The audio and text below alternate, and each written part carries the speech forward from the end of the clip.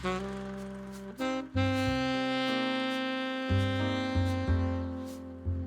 Silver Screen Project.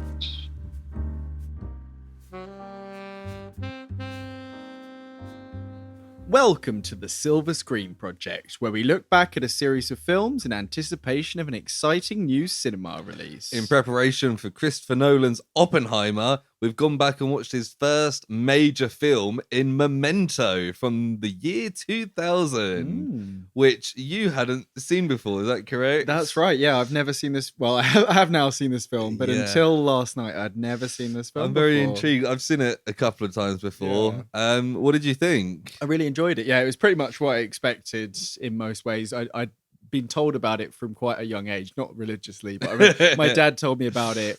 And told me about even the kind of the structure and the way there's the two different kind of... Yeah, I feel like it's such a unique structure that like...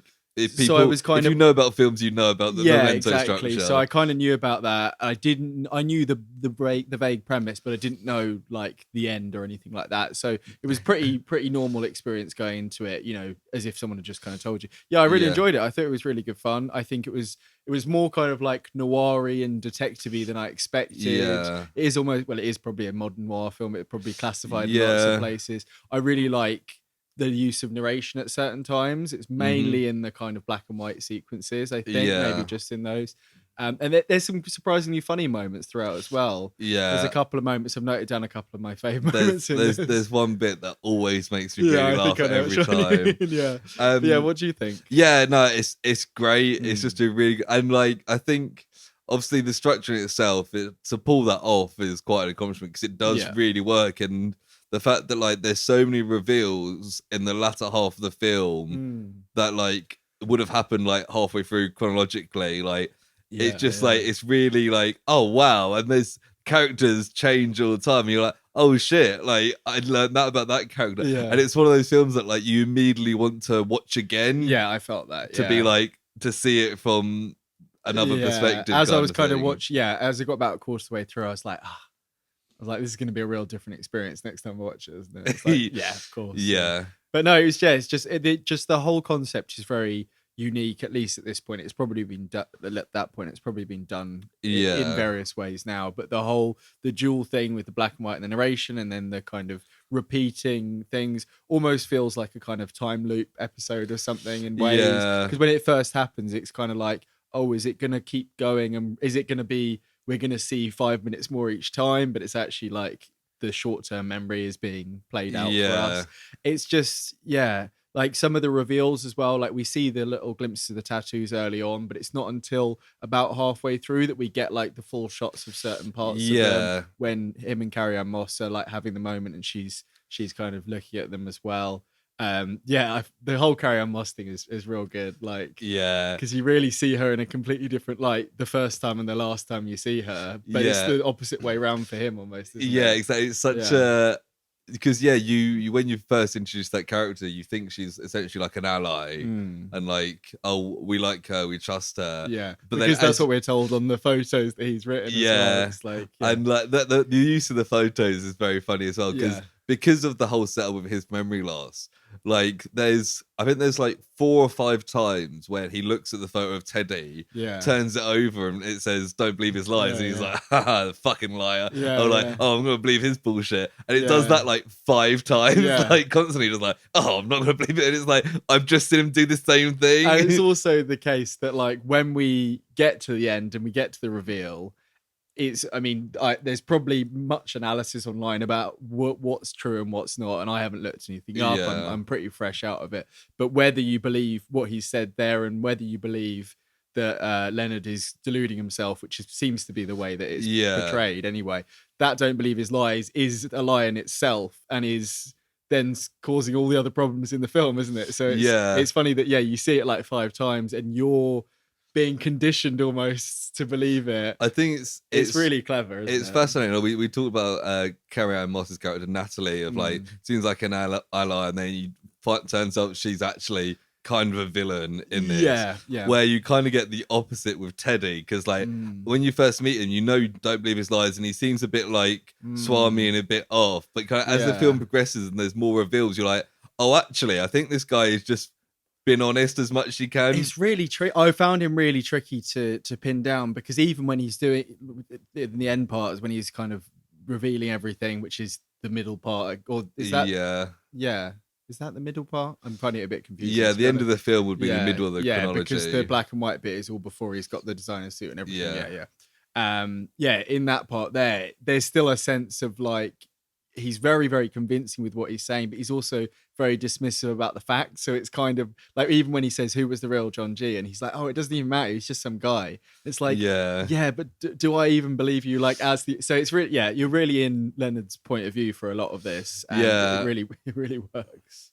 Yeah, I think the coloured scenes, I think, are more fascinating because they lead into each other the wrong way around. Particularly like the Carrie-Anne Moss stuff, like the scene where like she gets home and she's been beaten up. That was my favourite. And he's like, oh, what's wrong? Like, and he's like, he'd been looking for something, but he's like, what's wrong? And she's like, oh, don't worry. And then he goes out to do something. And then you just see that like he did that because she was being like horrible and stuff. And he's desperately trying to remember. She like baited him into doing it so that she could, And you see that desperation at the start of that. And then you see it happen again, and it's similar to the shower door, banging the shower door thing, or the bathroom door.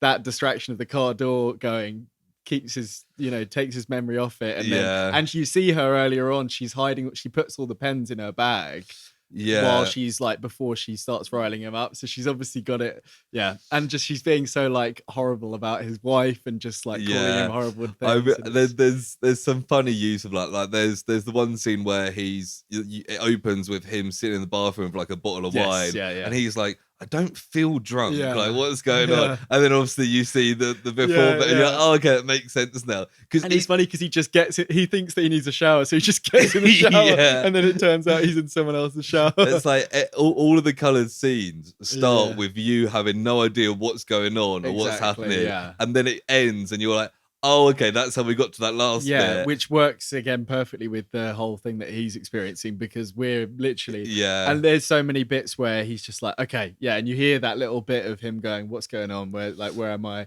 He's doing his little mental checklist and stuff. I like the guy that works at the motel who's just like, oh yeah, I rented you 2 rooms because I could. He just admits to it. He's kind of honest. He's a Dark Knight trilogy alumni, isn't he? He's the guy who, I think he's the guy who gets dropped off. He's the where are the other drugs going? He's one of the dirty cops. Okay. Harvey Bullock, maybe he's called. It might be him. Yeah, he's in not Dark Knight, but he's in Batman Begins. He might be in other ones as well. Fair enough. Yeah. I don't know if anyone else from this is. Oh well, no.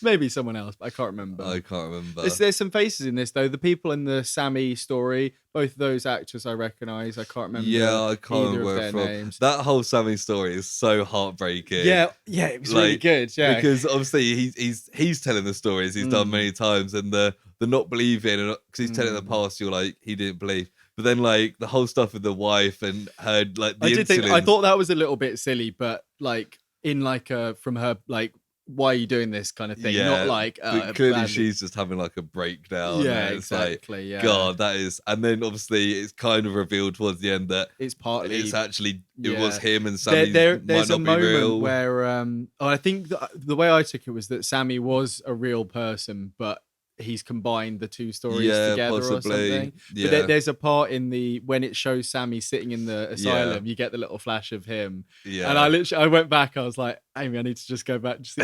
And then you see a bit first of all, and I was like, oh no, there wasn't anything there. And then you saw it, and I was like, okay, so there's something going on here. It's a nice like hint towards, because then obviously Teddy later reveals like, oh no, like your wife was diabetic, like that story is there. The little pinch bit's quite good as well. And then he's like, no, that's not, and it plays it again. It's a little bit Shutter Island in ways. Yeah, definitely. We were making that comparison while we were watching it. Of him, like, it's him, like, changing his own memories to suit his story. And kind of, figuring out the truth, but then kind of changing it again. Kind of, especially that last section where him and Teddy are having the conversation felt very Shutter Island to me. Although obviously this is like 15 years before or something like that, isn't it? It's like 10 years. Okay, well.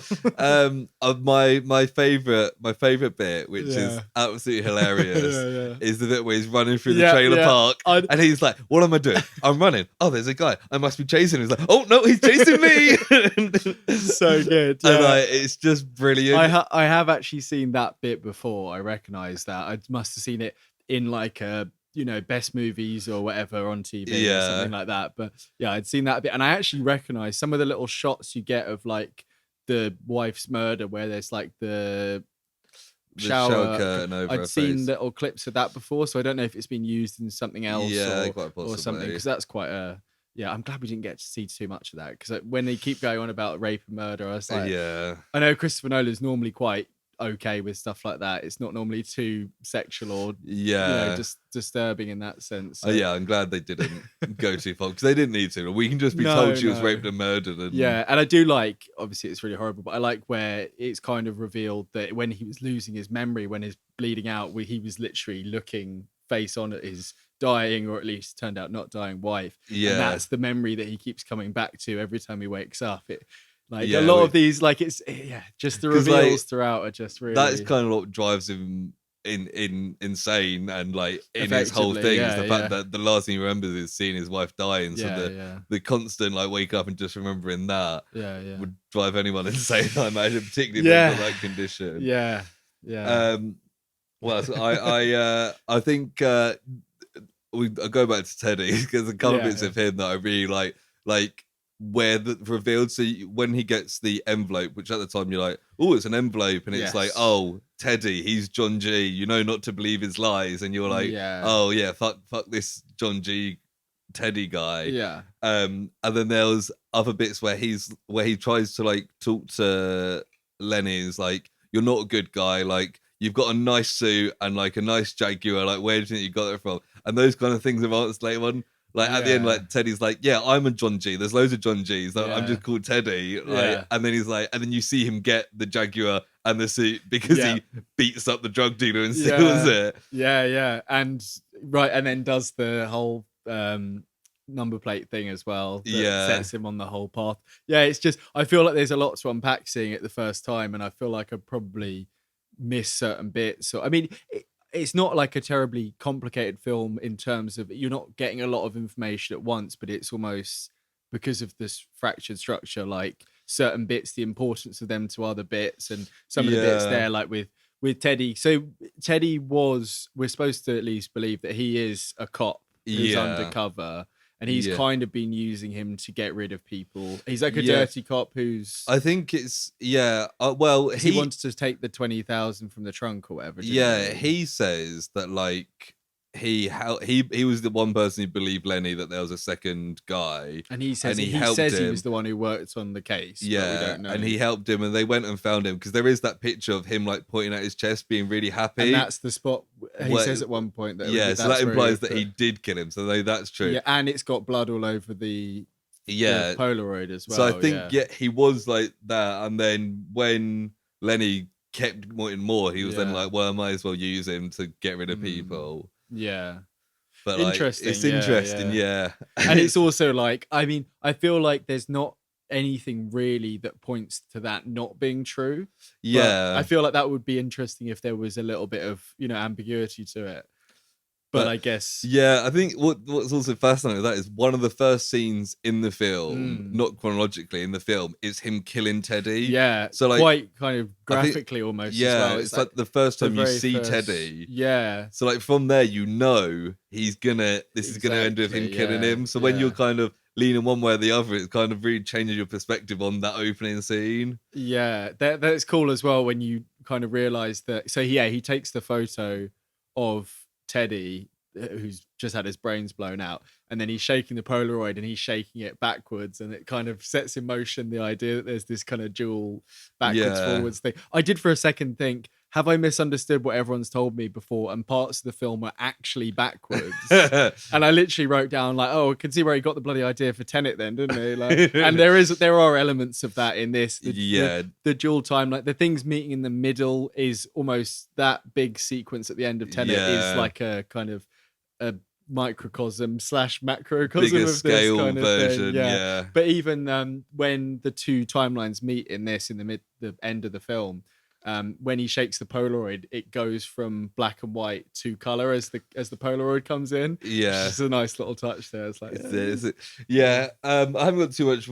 else to say. No, me neither. One thing that I did enjoy that I think is a little silly but kind of makes sense is the fact that all his different tattoos are all in like different fancy fonts. Yeah. Because we see him do a couple himself, like the hand one that says "Remember Sammy Jankis." Yeah, He's clearly he's done himself, and we see him get like some. It's something the tattoo artist just having fun with it. I thought it's quite funny that he's got all these different fonts all over him. Yeah. Because when he started doing one, I think it was Amy who was watching it with me. Said, "Oh, has he done them all himself?" But then when you start doing it, it's like that's a really quite poor stick and poke one. It's like, oh no. And then we do find out later he's done that one there, and that's good as well because that scene is directly after the end because. The beginning because that's when he gets the license plate tattoo. So he's just decided to go and hunt John G down, Teddy down. Yeah, it's it's one of those. So like one of the bits of trivia I've got is that on the DVD you could watch the film in chronological order. This, although the DVD you had to do like answer several questions and solve a puzzle to unlock DVDs that. used to have loads of cool shit. Yeah, like that. I imagine you could just find that now. Well, yeah, I was gonna say I would absolutely love to watch it. I would like to, but I also feel like I don't know how well it would work. Yeah, it'd be weird and interesting. I think now I've seen it a few times now, so I think I could. But I think like the second half of the film would just be like wild because like in the middle bit would be him killing Teddy, and then all the I think it would be really frustrating that. to watch as well because he'd just be constantly like sitting down and then being like, "What's going on here?" And you'd be like, "No, Leonard, come on." Yeah, I think it'd be an interesting watch. Yeah, I think about like a third of the way through before I started kind of like once the formula kind of fell into place a little bit more. I did have the thought of like, did they just write like a pretty standard mystery, like noir mystery, and then chop it up and put it backwards? But as you said earlier, like when you think about it, the moments of when he forgets are very kind of not conveniently placed, but like they're well thought out. And I think I can't remember if we mentioned on pod or just before. Yeah, it was based on a short story by Jonathan Nolan. I don't know if we mentioned it on it. Yeah. Christopher Nolan's brother. So would that be? So I think maybe Jonathan Nolan went into that with the idea of writing this out of order story. I'm sure he did. And then built the plot around that, which may mean the plot doesn't necessarily line up chronologically, but I think it's rather than, hey, it would be fun if we put this out of order, it's like, let's make an out of order thing. And that's then what I mean. It feels, I think for a moment I was like, oh, a couple of kind of resets when nothing particularly important happens, or at least it appeared that way. I was like, okay, like, is this gonna, but the fact that you're still holding on for the reveal at the end, and the reveal is kind of a non-reveal because there wasn't a, I think it's quite interesting that like obviously the climax or the actual chronology of this is Teddy dying. Yes. But I think that if you believe Teddy, then like they've gone through this process many times, including when he actually killed the real John G. And like it's one of those where they basically picked this. I mean, this lasts over like 2 days. Yeah. This film. It's like it could have been any 2 days in the last like year could have created a similar story. Yeah. And I was like, he's literally been doing this over and over again for like God knows how long. Well, that's the thing. I like that a lot of these things aren't revealed as well, like how long he's been doing it for. Yeah. Like, there's a nice air of mystery still at the end that there is uncertainty in everything still. I feel like a lot of the things that we mentioned really nail the point of view of Leonard in it, kind of the confusion, like the unreliable narrator of himself.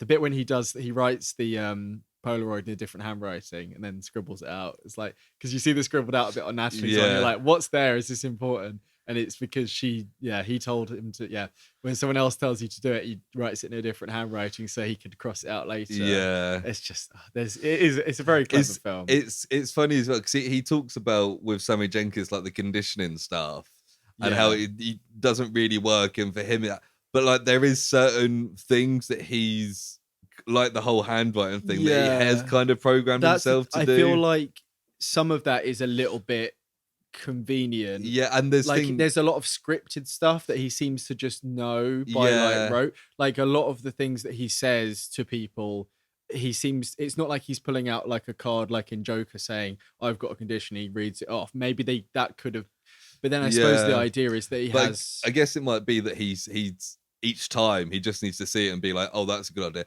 Like that's what the Sammy Jenkins thing is to remind him to. I suppose so. Yeah. So he takes pictures of his car and his hotel and the diner, so he knows.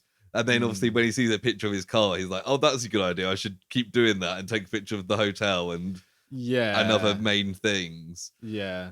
But he must go through a lot of Polaroids. Yeah, I was looking up the price of the camera that he's got is not terribly expensive for a camera, but the Polaroid film, that Polaroid Polaroid 600 film, I think it works out as something like £2.30 per photo. Jesus. In now's climate. I don't know if it was Kodak or not, but he has got like £20,000, and also in 2000 it would have been a hell of a lot cheaper. Maybe not, still, but yeah. I also was saying to Amy as well, it'd be an absolute dynamite Halloween costume, just a suit like that. And you go around taking photos and keep pretending that you forget who people are. Right. Yeah, you could have fake tattoos. You could just like have the host, host of party on the back. Do not trust his lies and stuff like that. Yeah. And you could kind of just build a character throughout the night. It'd be quite a fun idea. Good. But the Polaroid camera is the thing that breaks the bank on that one. Yeah. Although you can get those little mini Instax ones, and I think they're a bit cheaper, but still it works out about £1 a photo. So. Would be fun though. Other trivia I've got is the medical experience experienced by Leonard in this film is a real condition. Yes. Called anterograde amnesia. Yeah. The inability to form new memories after damage to the hippocampus. I saw this on Wikipedia. There's a whole section about how medically accurate it is in most cases. It's like that must be a fucking nightmare to live with. I mean, it's effectively what people say with like short-term memory loss, like. The famous example I can think of is Dory from Finding Nemo, where she's like, that's kind of, I think the analogy. I wonder if they got the idea from Dory for Memento. I feel like they got the idea. Yes. I was going to say the other way around. But that'd be interesting. No, but a mixture of her and Marlon. Because his wife got killed, didn't she? Oh yeah, Finding Nemo is just Memento. Memento with in the sea. Memento with two fish. Yeah. And the one thing Dory remembers is the thing that was written down in front of her that she read. It's just the address of. Is that right? Yeah. I haven't seen that for a long time. I don't think the Barracuda did the other thing to his wife though, so I think we're okay. Did eat all of his babies apart from one though, so I guess there's some trauma there still. The last bit of trivia I've got is Carrie-Anne Moss personally recommended Joe Pantoliano for the role of Teddy. Joe Pants, from Matrix. Obviously, they'd worked together for The Matrix. Yeah. Carrie and Joe became good friends. And Christopher Nolan originally had reservations about casting as Teddy because they usually see him as like a villain and stuff, and they didn't want the character to be overtly villainous. Yes.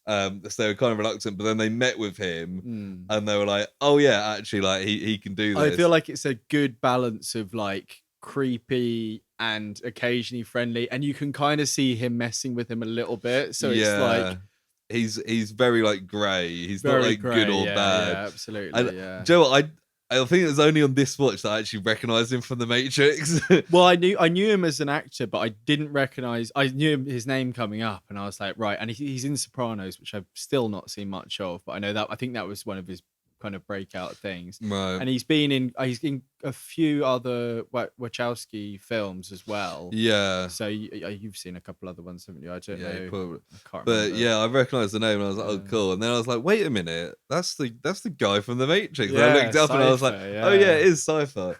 But yeah, that's fun. And he's good in this. It's a fun performance. It's really good. Yeah, he's probably the most fascinating character. Yeah, in this. I just wish. Yeah, it's one of those where it really gets you in the world, and it could be like a play because there's only like 3 characters in it. If you don't include like the 2 guys the 3 other gangstery guys that are involved, 2 or 3 others, and the guy on the desk. It's mainly just the 3 leads.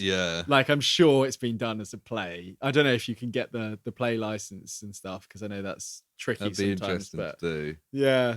But yeah, a film like that, it just means the script is like tight as hell, doesn't it? Yeah. I was thinking it's 23 years old now, and it still like holds up, and it's still like there's nothing quite like Memento. No, even the rest. I was thinking ahead to like Tenet I mentioned, and like it is still very different to everything else he's done. You see the style in there, and you can see the just the vibe, I'd say, with some other ones, but it's still very different. It seems a lot more like raw and like low budget than most of Nolan's stuff. It really seems like, oh yeah, you can tell this is one of his first. Yeah. Because it's 3 guys running around the same streets.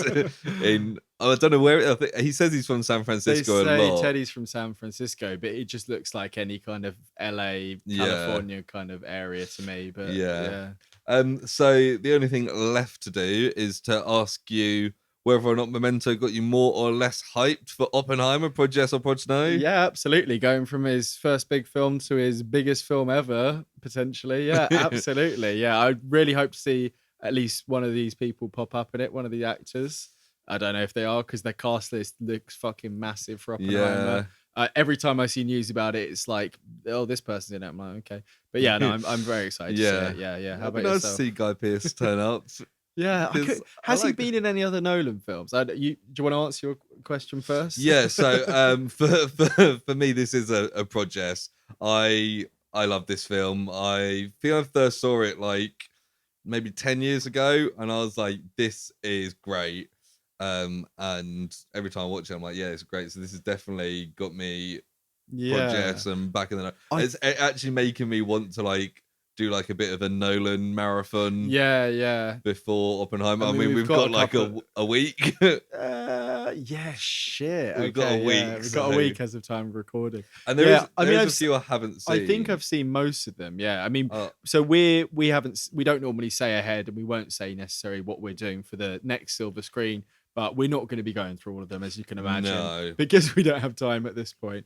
But we're gonna pick something maybe a little bit more topical to Oppenheimer. Yes. That's the little hint there. So which of his films haven't you seen? If just got the following his low budget debut that was like made for £6,000, and the one after Memento, which is Insomnia. Okay, yeah, I think that's the same for me. I'm just trying to get it. And then the others are Batman, the trilogy, The Prestige, Inception, Interstellar, Dunkirk, Tenet, and then Oppenheimer. I was like, oh yeah, I've seen all of them. Yeah. They're all great.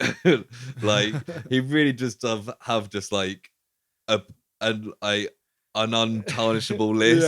Like you look at like the great directors of like a modern era, and obviously I can't really talk about Hitchcock and Kubrick and stuff. Yeah. But like, even like Spielberg has the odd like dud and especially in the last 10 years. You occasionally will see like, didn't he do BFG? I mean it's not a bad film, but it's not like it's not the level of quality that you know. And then like Scorsese's got a few poor ones. I mean I've not seen The Irishman, but James Cameron hasn't made a good film in 30 years, and I'll die on that hill.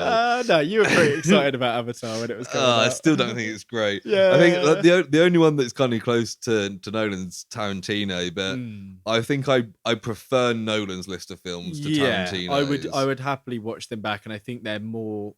I don't know. I feel like there's probably like one Tarantino I haven't seen, but I don't know what it is off the top of my head, and it's not really what we're talking about today. So next time he brings out his last film, then we'll be talking about it then. So next time we'll talk about another Nolan film, and then it'll be Oppen time. So thank you for listening. And if you like this, check out the Project on the same channel. Bye. Bye.